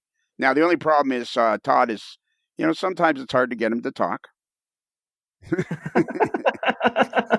or is it wait a minute, or is it it's hard to get him to stop? It's one of the two. Yeah. Todd is a great guy, and he's going to be a great addition to the AML Nation. But I just love the fact that you seem to have the passion for the inn. Like I hear you saying, well, it's not making money yet, blah, blah, blah. But at the end of the day, as somebody who's been privileged to become an observer of all the goings and comings of the inn with Dave and his long association with it, and you guys meeting there and everything, and kind of being able to look at the whole thing from a couple of steps back, I can't imagine a better person to end up owning it. Like, it just seems like it's a perfect fit for you and your wife. I have to say that as reluctant as I was, I have to agree with you that I am very fulfilled and honored to be able to carry the torch. There's a few things that we're working on that are maybe a little different than what Tom would have done, but still in keeping with the spirit of the thing. And it's just very rewarding to be able to go out there and see all the little improvements. It's been so fun to have little ideas, maybe new piece of merchandise, or let's clean this up, or let's try this, or let's do this on the website and get that feedback. It's just very rewarding. And every time I'm out there, somebody will come up to me and say, gee, I haven't been here since long before Tom was sick. And if the place is just the same as it was, which is a huge compliment because it is definitely not. We have made a number of small changes over the last few years, but nobody's noticed them. And that's actually for the best. That's how we want it to be, just a little better. We're trying to make it just a little better, but a couple of things we're working on. I don't have any timeline. It might be a year, it might be 3 years, but one of the things we'd like to get to as the summers get hot is at least air conditioning in a couple of the rooms. So we'll be looking into some options for that because it can get stinking hot in the summers. And then the other thing that I'm excited to say is that the orange sticker is in the window of the bar, which in Pennsylvania anyway is the public declaration of an application for a liquor license. And so we are working towards reopening the bar to the public. I think it'll be a lot of fun. It'll also be a lot of work. And so, depending on how all that works, and we'll have to figure this out, but I'm hoping that we'll be able to at least host parties fully where we provide the beverages and all that, for parties initially, but before we're ready to fully open the doors to the public, because that's a whole other adventure. But we know that lots of guests love that space. We fixed it up a couple of years ago, so the former dining room is now a lounge area, and we've got Mike Froyo's photography hanging up, and it's really a wonderful space. It's really fun to hang out there. So we, the N scale group, Brad with 2Ds, they were there. They got to hang out there, and we're getting rave reviews on that. So we're looking forward to being able to serve you a drink in that space as well. Yeah, that'd be cool. That'd be just take it to another level altogether. And the thing that I feel like I noticed is it's Station Inn 2.0 almost. Yeah, I like that. That's about right. Tom was always against online booking. He felt that it took control away from him, and he preferred the old school phone call method. And times are different, and so we're finding that it's providing a better service to be able to do it that way. And we're mostly credit card, whereas Tom was all cash and check. But a lot of people, want that option. And I think it's making it affordable for people to be able to do that. So anyway, I could go on and on about those sorts of things, but it's been a lot of fun, and we're getting a lot of great feedback. Well, and you'll have to go on and on about it, because that's what we're here for, is to talk about the Station Inn. So, well, no, but it's I'm sure there are other places in North America similar to this in feel or spirit, maybe spirit, but there's really no other place like this in North America or South America or maybe the world, where you're just west of one of the most famous pieces of trackage in the world, the Horseshoe Curve. And True. And it is still used, like it is still a valuable piece of railroading that will never probably go away. I can't imagine it will ever be abandoned like anything else. I can't imagine how they could possibly ever. So, I mean, it's just something that's going to grow and grow and grow. And just it's so easy to be there. That's what I found. I guess that's what I would like to express, is that it's so easy to stay at the Station Inn.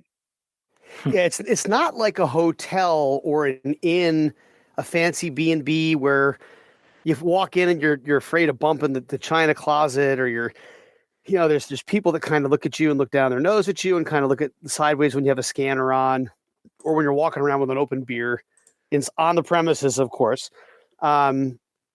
It's you walk in, and after the first 15 or 20 minutes, you put your stuff up in your room. You read some of the hokey signs that are hanging around as train pictures and railroad paraphernalia. And if you haven't already experienced your first train at the Station Inn, you will by the time you get down from your first room. And when that first train comes by and you get like what I consider to be one of the optimal views, you're just close enough to get the experience, but far enough to take the whole thing in. And you can watch the cars side by side, and you can see right underneath the locomotives. You are right at the top of rail when you're on that front porch, but you're 100 feet away. And it's just the optimal broadside view of these trains, of a triple track main line, not a siding, a triple track main line with an interchange track beyond it for the short line, like Alex was talking about before. And after the first 15 or 20 minutes, you're just home. It's your home until you go someplace else. It's an inn in the most traditional, almost Victorian sense of that word, where you are welcome inside no matter what, as long as you don't mind the trains going by, which is, of course, why most of us go there. So it is the most welcoming place I've ever stayed overnight, besides, a friend's house. Yeah. It's great. Yeah, that's a very good way of putting it, because you walk out on the front porch, and I mean, the times I've been there, I go with you, Dave, and Rich, and we go places. But at the end of the day, I could just sit on the porch all day. Like I was thinking of going this year, and I'm hoping to go next year. But I'm having a bit of trouble with my legs. But I'm thinking, even if I can't really go gallivanting around the countryside with you guys, I'm going to be quite happy just sitting on the porch all day, watching, because there's constantly trains going by, and when a train's not going by, it gives you a chance to look at your phone or write something down you want to write down, or something that's come to mind. And then it's not that long until another train goes by. And then if you feel like it and you got a little bit of energy, you can walk across the road and walk up a little bit of a hill and stand right beside the rails. And get not too close. Well, not too close, absolutely. But only knuckleheads stand too close to the track. Have you had many knuckleheads there? Just one group. Oh, really? Okay, there's an inside joke about that at an old timers weekend many years ago, it was during the blizzard, and so I think one of us was a little too close to track one, and over the scanner we heard him say, "Oh, look out for the knuckleheads," and so we've called each other the knuckleheads ever since. But yeah, we do get the occasional over enthusiastic kid that's too close, or maybe somebody's, I don't know, you'll get somebody with a folding chair that decides to set up shop next to track one. We'll tell him where to go. Yeah. That's not going to work. Not cool. Nope. No, it's not cool.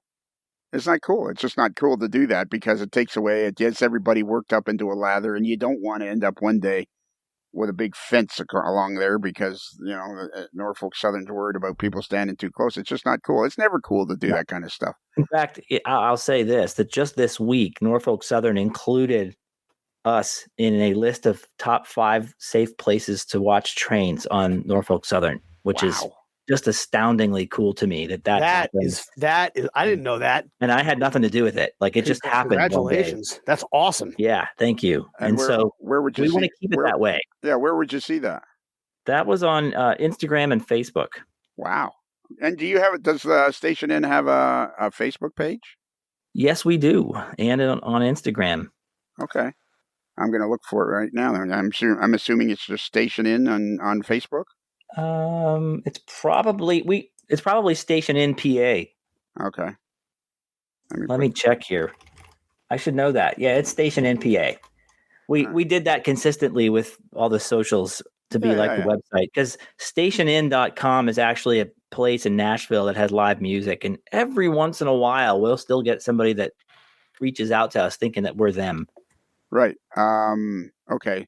So I can tell already you're much better at doing the Facebook thing than Dave is, because well, I have to admit we used a consulting company, marketing folks here in Pittsburgh, to help us with our social media strategy, and that was an investment that's been very worthwhile. Well, see, and that's what I was talking about earlier, is nowadays it's not unusual for people to hire consultants or hire people specifically to help them with their social media, because social media is important.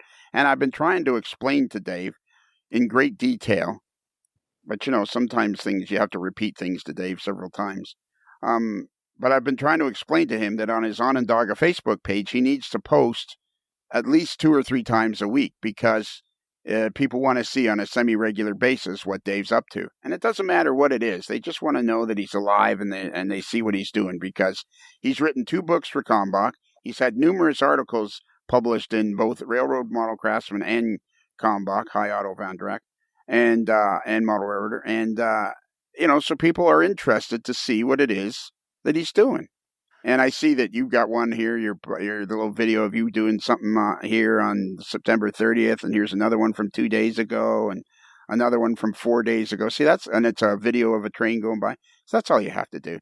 Some things you have to explain to Dave on a repetitive basis, and before they kind of sink in. He's so busy writing books and it's explaining to is that your lovely wife there on September 23rd? Oh, that's cool. What time is breakfast? You sign up for breakfast. I love that.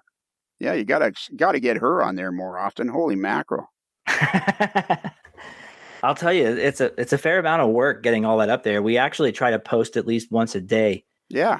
And thanks to the magic of the Meta Business Suite, you don't have to post it in real time. You can line up we try to line up a week's worth of content on the weekend and then have it scheduled out throughout the week. Whenever I get ahead on the podcast, which is rarely, you can, through the Meta Business Suite, make your post dated so that they'll come out in along the way, certain dates. Yes, very helpful. I find this to be very, very cool. I want to help you promote this as much as I possibly can, because I really feel like the right people own it now, and you're just going to make this is a special, special place for people to go. Isn't that right, Dave? I couldn't agree more. No, it's a great spot. It's a great spot. And if you haven't done it, you have to go do it. You owe it to yourself to give it a shot. It'll change the way you look at watching trains. It's fantastic. Well, I think the thing, and help me out here, Dave, help me explain this, but I think there's a couple of things here that I've learned during this podcast. But one, it's owned by a model railroader / rail fan / guy that's loved trains his whole life.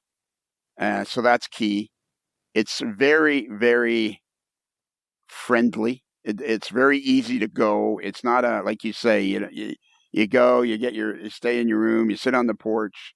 There's no pressure of any kind to be there. It's not anything like staying at your local Hampton Inn or your Marriott or a frou B&B. It is a rail fan inn.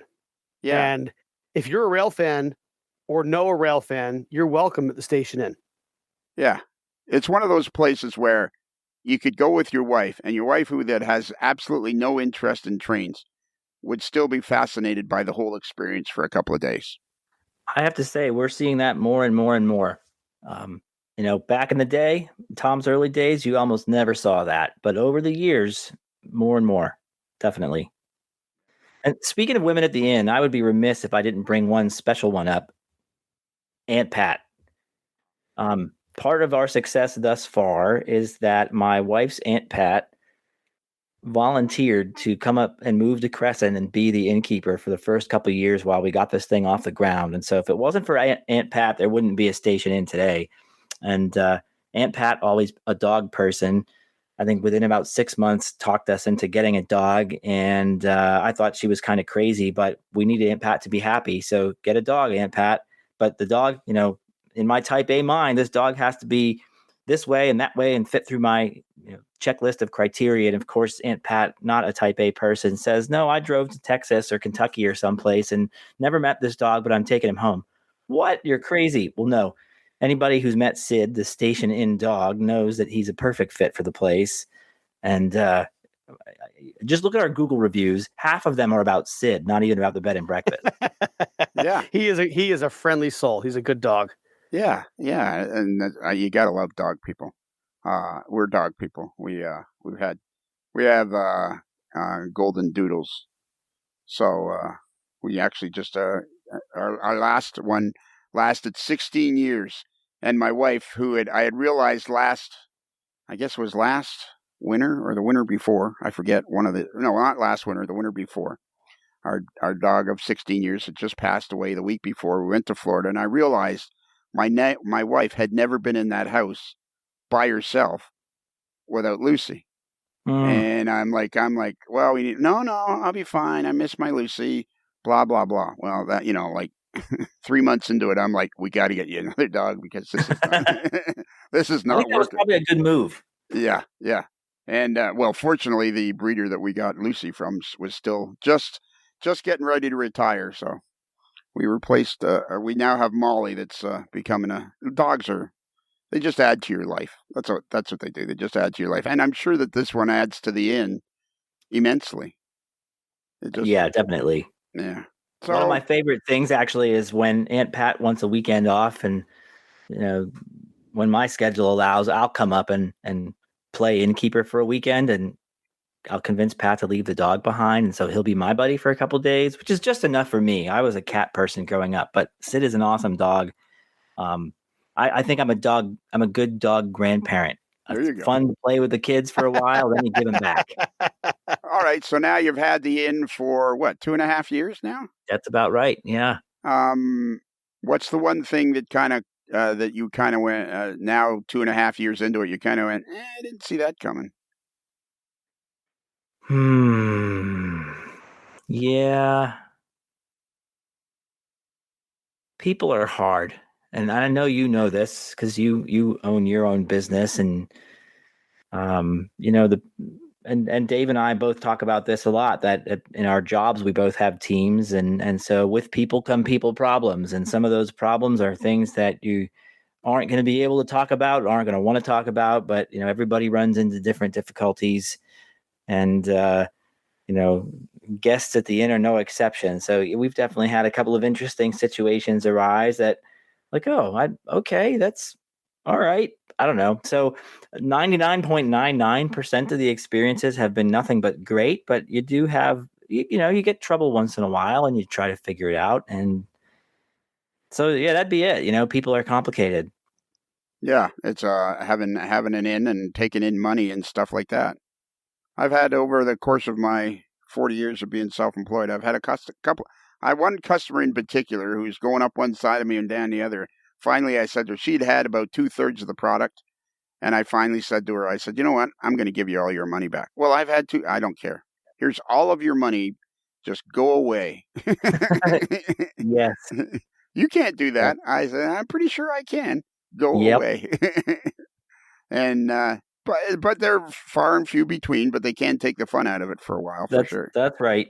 That's right. And sometimes you can use those as an opportunity to turn somebody around, but the older I get, the more I'm starting to catch on that, no, I'm just not for everybody. No, or the inn isn't for everybody. We want it to be, but there's going to be somebody who says, oh, I thought it should have air conditioning. Well, it doesn't. Yeah, exactly. It doesn't. I mean, it might have at some point, but it doesn't yet. So that's kind of the magic. That's kind of the magic of the place. I mean, I understand that if you get the opportunity to have air conditioning, it's only going to improve the whole experience. But really, in reality, that's kind of the magic of the place. It's old school. Exactly. Turn on the fan, sleep in your underwear. Yeah, exactly. And, leave the windows open. Boy, I hope you guys end up owning it for decades. I really do, because it means a lot to me. I'm so glad that I got to meet Dave, and this became part of my life because I've steered as many people towards it as I can, and I know Brad Williamson and his gang had a ball staying there, and I'm sure they'll be staying there every year now. And I cannot recommend it enough. It's a magical. If you are any kind of a rail fan, model railroader, I think every model railroader is a rail fan. So if you are any kind of a rail fan, you will not be disappointed by going and spending a couple of nights at the Station Inn in Cresson, Pennsylvania. And it's stationinpa.com. It's cool. Thanks, Dave. Yeah, it's funny. It sounds like you just got to do it. It's the official AMLN. I am telling you, if you're listening to this podcast for this long and you haven't been to the Station Inn, you need to get to the Station Inn and do it as part of a Springfield trip in January. Do it as part of a railfan weekend in the summer or fall colors. Do it as part of a ski trip on your way to upstate New York or the Finger Lakes, or if you're coming from the north to the south. Like the Crescent is a you're going to pass it. It's not that far off I-80 or I-76, and it's worth the hour out of your way to go up there if you're going east or west. You will not be disappointed. It is such a great experience. It is so much fun. It's just a different world. And I think if you like trains, if you're even mildly interested, you have to do it. But it's a rite of passage. And how far is it from Pittsburgh by car? Downtown Pittsburgh is probably an hour 40, hour 45. Yeah. So it's so like 70 miles, maybe 80 miles. What milepost is the station in Pittsburgh? Where's John K's when you need him? I want to say 353. Yeah, so it's 100 rail miles west, so probably 80 miles by car, right? Something like that. 75, 80 miles by car. Like that. And there's tons of stuff to do around there because not only is Altoona there, which is a hub of railroad activity, and there's the Horseshoe Curve, which you can go up, and it's a special place. It's there for visitors and tourists, but this is not something that I would say, gosh, go to the Station Inn, because it's not that far from. But it's not that far from. It's not that far from Shanksville, Pennsylvania. Correct. Which is something people would like.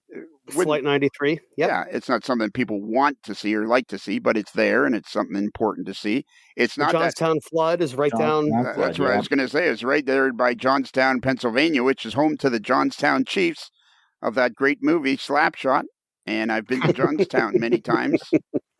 I have many times I've ridden my motorcycle down 219, which is a great ride all the way to past Johnstown and through there. That whole area is just, I'm fascinated by the central Pennsylvania area. It's kind of like I was saying to our buddy Brad Williamson, it's kind of like a place where time stopped. I think Central Pennsylvania is. Well, and what's adding to that is the Everett Railroad out of Hollidaysburg next to Altoona is a great little tourist railroad, led by a guy that loves railroading like we do, and highly recommend the Everett Railroad. And the East Broad Top is going to be they're rebuilding from the ground up. They're going to have a brand new right of way, essentially 3-foot gauge, narrow gauge railroad with steam engines and the whole 9 yards. They've already got a steamer up and running. Let's talk about that for 2 seconds because I'm interested in both your guys' opinion, and then we'll stop. I think what these guys are doing with the East Broad Top is going to elevate rail fanning and railroading and bring it to life tenfold because it's right halfway between Pittsburgh and Philadelphia. Like the whole East Coast, the East Broad Top is going to become a must-see place. It's finally, Maine has some narrow gauge railroading, but the other narrow gauge tourist railroads in New Jersey, down at Atzion in the Wharton National Forest in South Jersey, they had a 2.5-foot gauge railroad down there. I think it might have been a 2-foot gauge railroad, but that's been defunct for a while.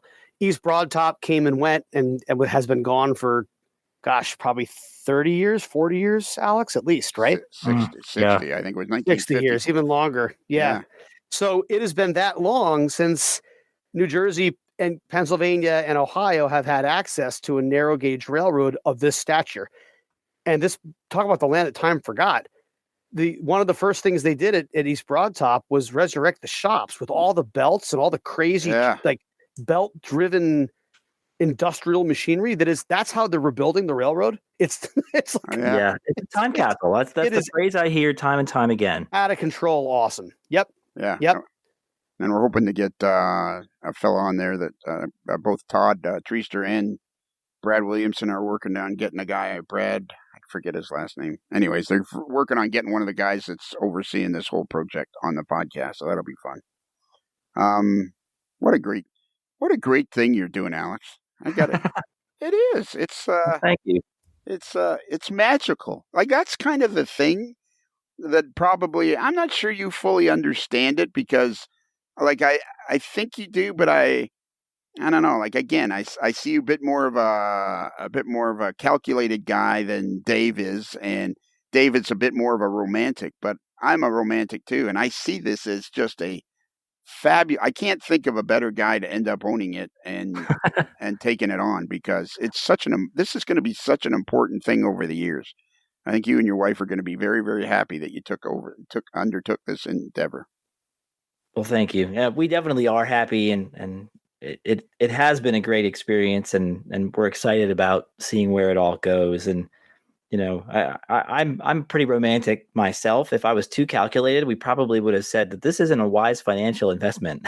Yeah. But here we are. It's the love of the place that said, well, we'll figure it out as we go, and here we are, right?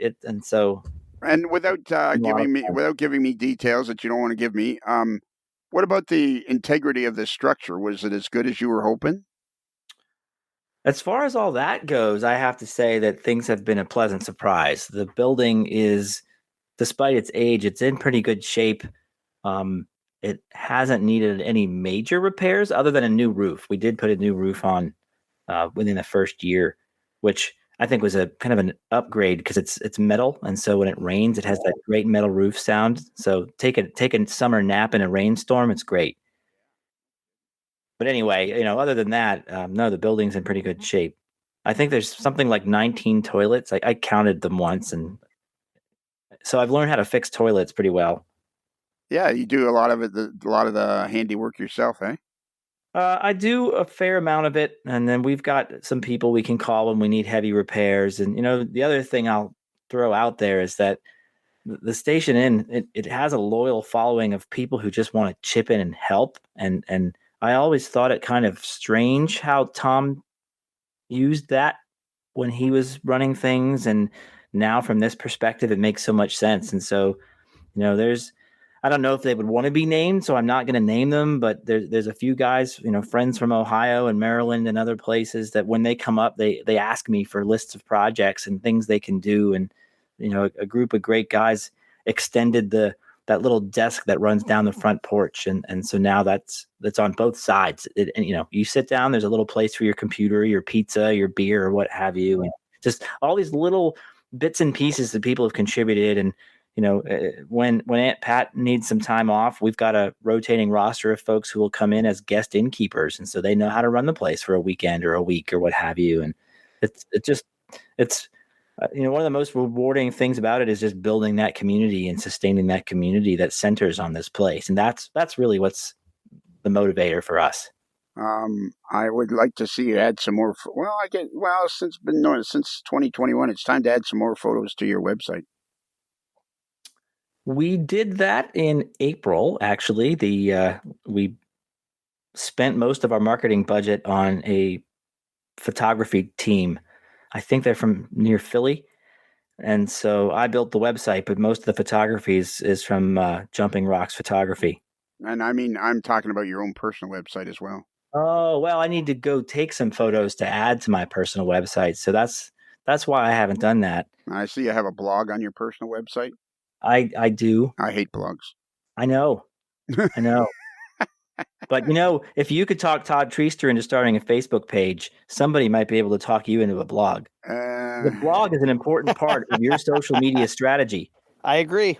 Well, I've got a podcast where I can yell at people. All right, let me offer this from the perspective of an IT guy at work. A lot of companies block Facebook.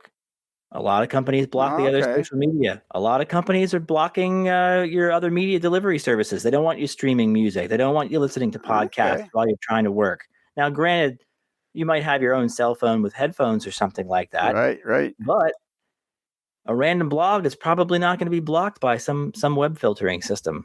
I've actually thought you want to give those people who are bored at their job something to do, and so they can read that blog. Well, actually, one of the things that I've kind of realized recently is there's a ton of websites that I'll stumble across, and I'll think, and I try to keep a list of, I want to go back to that. And I'm thinking, well, I've got a website. Why don't I just add a page to the Modeler's Life website, and I can put all the sites I want to keep track of right there. So there's lots of things I can do on the website. I could add a blog there.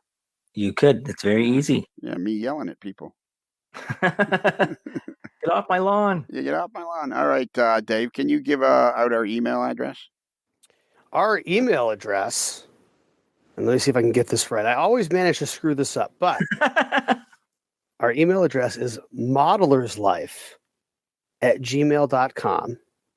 And that's Modeler's Life with 2 L's, like Central Vermont lines, not 1 L like Conrail. Yeah, it's actually Modeler's Life with 1 L like Conrail, and not 2 L's like Valley. What's interesting is that Modeler's Life has 2 L's. It does not. I never thought about that. It does not.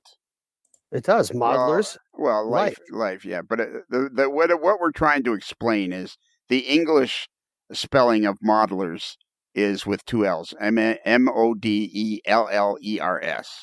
So that's modelers. So, but the American spelling is with 1 L. Just the 1 L. So maybe it should be. Well, this might be a seismic suggestion, but it might be 2 L's like Central Vermont lines, not 3 L's. Right? I mean, technically it's got 2 L's. Well, technically what you're supposed to say, it's modelerslife@gmail.com. That's modelers with 1 L like railroad, not 2 L's like Lionel. There we go. So I screwed it up again, just in a different way. Yeah. Coming from the IT guy perspective, this might all be easier if you just had amodelerslife.com as your email too, like info@amodelerslife.com. That would be brilliant. So, and there's a guy. I know a guy that can help you with that. Yeah, I might take your people offer to help me, and I'm like, I'm pretty particular about who I let help me because a lot of people want something in return, and I got nothing to offer. Because sarcasm and condescension. Well, and the way I describe that is, unfortunately, by the age of 24, I had a personal secretary, and for 35 years, I've had the same personal secretary, and it's kind of like I've got people to do stuff for me, so I don't really need to learn how to do stuff.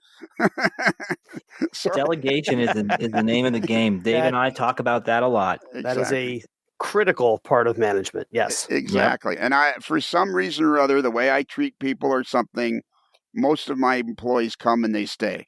I've got Barb that's been there 35 years. Al been there 35 years. Richard's been there 25. Jeff's been there 20 plus. It goes on and on. People come. They either come and they leave fairly quickly, or they come and they stay forever. The same is true of station inn guests. There you go. There you go. Well, yeah. Hey, we're both testimony to that. There's no question about that. That's right. Yep. Yeah, I couldn't think of a better guy to own it with you and Leah, for you two to own it. It's fun for me to be part of the whole experience. It's one of those things that it came to me late in life, and I'm like, oh man, is this ever cool? I'm glad I got to experience this. You know, I feel like I'm part of it. I feel like it means something to me. So, and I think what happens is a lot of people that go there and stay. I was going to have Brad to join us tonight as well, but because he's a first-time visitor. But I thought, I think for tonight we just need Dave and Alex, who are longtime friends, to help me describe this whole thing. And I think the secret to it is you cannot describe. It's like going to Disney World. It's a magical place that you really can't describe. You just have to go. And we're much more affordable than Disney World. That's true. Unless, of course, you have a place in Florida, then you can get a seasonal pass at a resident rate, and then it becomes very affordable. They have a great deal for seasonal passes for Florida residents. But, of course, then you got to buy a house, and, you got to weigh the whole thing. You got to spend several $100,000 on a house and taxes and this. So, really, is it cheaper? I don't think so. The bottom line is that you don't need that kind of investment to go to the station inn. There you go. And I'm telling you, everybody that's listened to this, do yourself a favor and find a way to stop at the station, even just for a night on a trip someplace else. I don't think it'll be the only time you go. It's an exciting spot. Exactly. Those guys that came this September for the Altoona Train Show, I guarantee you they're going to be doing that every year now for as long as they can. We did this is on the public channel, Dave, and we never talked about Rapido trains. Our fast track to model railroading fun. Rapido trains, your fast track to model railroading fun. Yeah, I didn't realize it would be on the public channel, but I'm glad that it is. Hey, it's a company that's changed the face of the Onondaga Cutoff, and I'm very grateful for what Rapido's doing. Your fast track to model railroading fun. If it's N, if it's H-O, the fast track is Rapido. I always wanted to do that. There you go. And I apologize. So to everybody that's listened to this podcast several times through the podcast, 2 or 3 times, all of a sudden there was a Rapido Trains commercial without any warning. I apologize, but I had to fit those in because Rapido Trains is a great sponsor of Modeler's Life. And we don't want to. I want to do it better. You would think after 10 years I'd be better at this, don't you? Your fast track to model railroading fun remains a constant message on this podcast, though. I think it's well reinforced, and the important thing is we remembered to do it. Don't you think, though, seriously, guys, after 10 years I'd be better at this? Well, yeah, I think most of us after 10 years should be better at lots of things. That's true. Dave, you and I should do the next Rapido jingle. Okay. Bongos and guitar. We could do it with the congas just to drive the overlord nuts. It'll be perfect. And then he can post it on his blog. Yeah, and it'll be a subway stop. So it is, after all, modlerslife@gmail.com to email us, right? And that's modelers with 1 L, like Conrail, not 2 L's, like Central Vermont Lines. And if you didn't catch that email, you go to our website, amodelerslife.com, and you can just scroll down to the picture of the moderately agitated male boy in a particularly agitated state, and the email will come up automatically. Then if you enjoyed this podcast, you can, for just a few cents a day, you can have twice as much podcasting and join our Patreon channel, and you'll get a podcast every Monday and Tuesday. And Tuesday, our podcast, our Patreon channel is, it's a little more, it's like sitting on the front porch at the station inn. That's what it's like. It's like sitting on the front porch of the station inn. It's a pretty relaxed. We don't have a lot of rules. We just answering email, doing fireside chats. It's very relaxed, like sitting on the front porch at the station inn. And if you want to join the T-shirt level, it's a new game that's sweeping the globe. It's called Hey Dude, Where's My Shirt? So everybody that joins the T-shirt level, you get a special T-shirt once a year that's only available to Patreon members. The problem is the guy that's in charge of sending out the T-shirts is he's an idiot, and that's just me. And sometimes they go out promptly, and sometimes not so much. So that's how we started the game. Hey, dude, where's my shirt? And it's a game that's sweeping the globe. And if you like stuff on Patreon, there's also a link to the Onondaga Cutoff Patreon channel. And what's that about, Dave? There's a picture of the evil overlord, Lionel Strang, and with me, Dave Abeles, and you can check out the OC Patreon page right from amodlerslife.com. And the Onondaga Cutoff is it's an HO scale model railroad with Conrail in the 1990s in central New York. And a lot of my great childhood memories were spent up there. And I built a model railroad to model the atmosphere that I remember when I was trackside. And the Patreon page that I established is a series of videos. We're over 60 videos now on the OC Patreon page. And it's much like the Patreon page for Modeler's Life. It really is sort of a behind the scenes look at how we make the OC work. Construction projects, mechanical projects, some philosophy, some operating session prep, how we do paperwork, how I've installed different electrical components like the squealer, how you do different lighting projects. So all the different facets of model railroading rolled together on the OC are available on the Patreon page. And like Mother's Life Patreon, we have a t-shirt level there too. So if you're hungry for an OC t-shirt, that's the way to get it. Join us over there on Patreon for the Onondaga Cutoff. Must have taken you quite a while to make that squealer video. It was pretty long. It was long. I'll tell you what, it was too long. I don't think I'm going to do that again. But those projects are tough because they're complicated. And it's just funny. Josh Bowman, longtime AMLer, and also somebody that's in touch with me regularly up here about the Onondaga Cutoff, was making fun of me for the Patreon page, the video about the squealer. He's like, you got lucky with that one sensor. And he's a craftsman.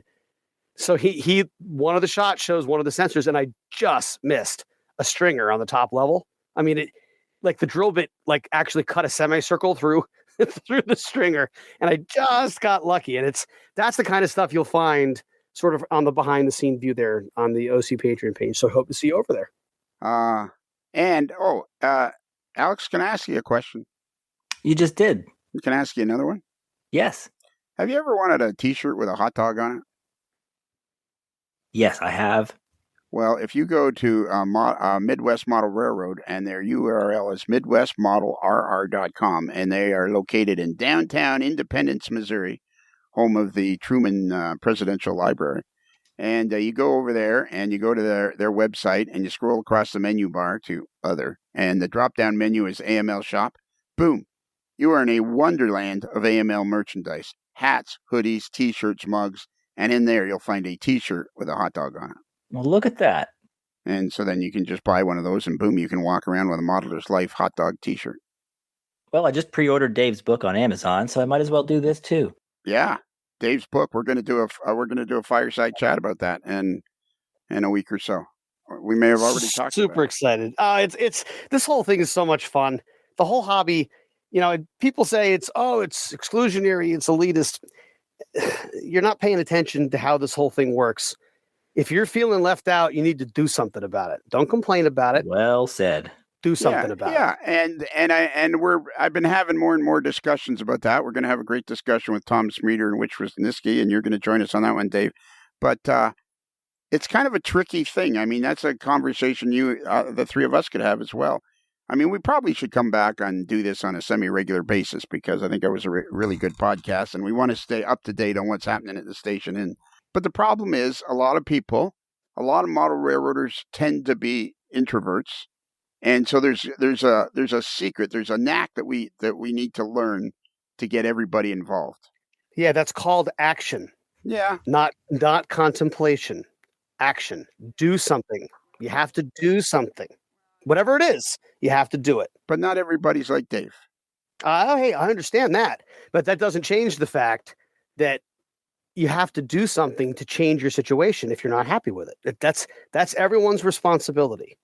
Well, and I think that there is a million ways to get involved. And I think that could be part of the magic of the podcast going forward, is to help people learn how to take action. Yeah, I agree. I like that. I agree. And in fact, I think that would be a real resource for the hobby at large going forward, because as the world changes, right, it's more and more important to have camaraderie. It's more and more important to have people that you trust, that you know you can talk to. You want to feel like you belong to things. And the way you belong is by contributing. And that involves feedback that's not always positive. I'm not saying I want, milk and honey in the land of roses here at all, because I don't think anything positive comes from the lack of that kind of feedback. But the only way you can make a change is by changing something. So if you feel excluded, do something about it. Go out there and get involved. Do something positive for somebody else, and you're going to be amazed at the doors that open. That's true. It's a secret to trying to explain that to people and motivating them to do that. But it's definitely a subject that we could delve farther and farther into, and use this podcast as a way to help people do that. Because, like for example, somebody who is an individual who feels like they don't have any friends, blah blah blah. Trust me, you can go to the station inn by yourself. You'll have a good time.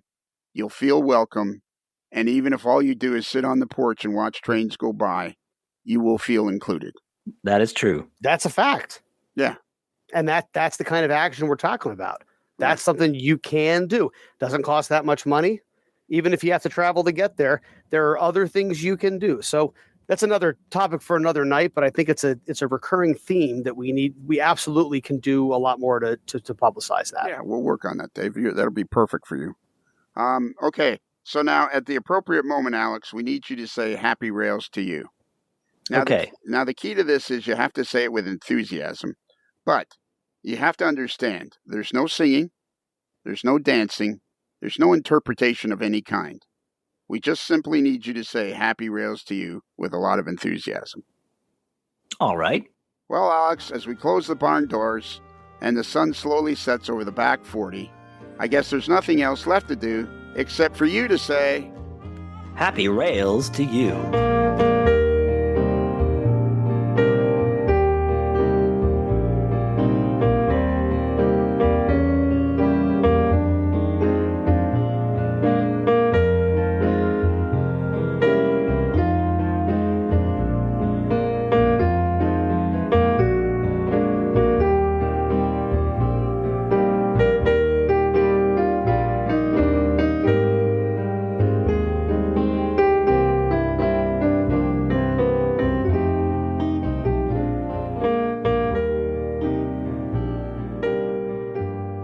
While in Busted Knuckle, guests of a Modeler's Life podcast stay at the Casa del Sol Motor Court and Inn, where late-night dancing at the Rumba Room is a magical event to be experienced. It's another Lincoln Homer.